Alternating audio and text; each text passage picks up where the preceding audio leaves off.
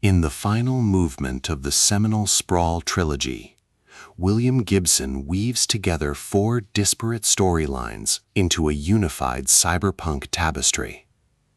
Set 8 years after the events of Count Zero, the world of the Sprawl has become even more fractured, dominated by sentient AI voodoo gods and the shifting power of the megacorps.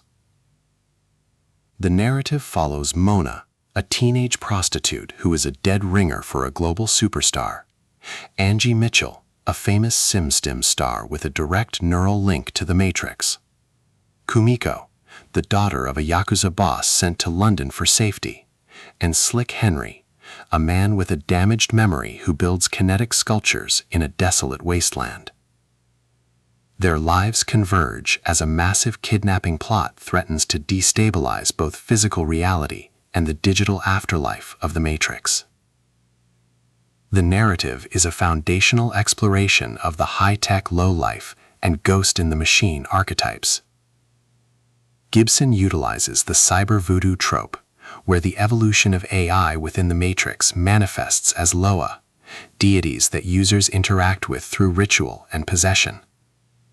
The book explores the Simstim, simulated stimulation, dynamic, detailing a world where people consume the recorded sensory experiences of celebrities, leading to a complete erosion of the boundary between the observer and the observed. Gibson's writing style is neon-drenched, impressionistic, and linguistically dense. He excels at future noir aesthetics, creating a world where high fashion and high tech are inseparable from grime and urban decay. The pacing is a recursive loop, shifting perspectives rapidly until the connections between the characters' ghosts become clear.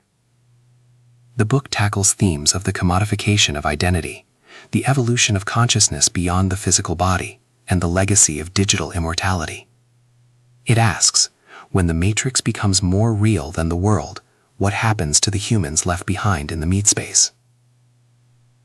As the plot moves from the high-stakes corporate dens of Japan to the sprawling industrial graveyards of New Jersey, the stakes shift from individual survival to a fundamental change in the nature of reality. The Sprawl setting remains the definitive landscape of the genre, a continuous urban environment where the digital and the physical are in a constant state of friction. The tension is sustained by the ghostly presence of characters from previous books, like Bobby Newmark, the Count, and Case, whose digital echoes continue to influence the living world.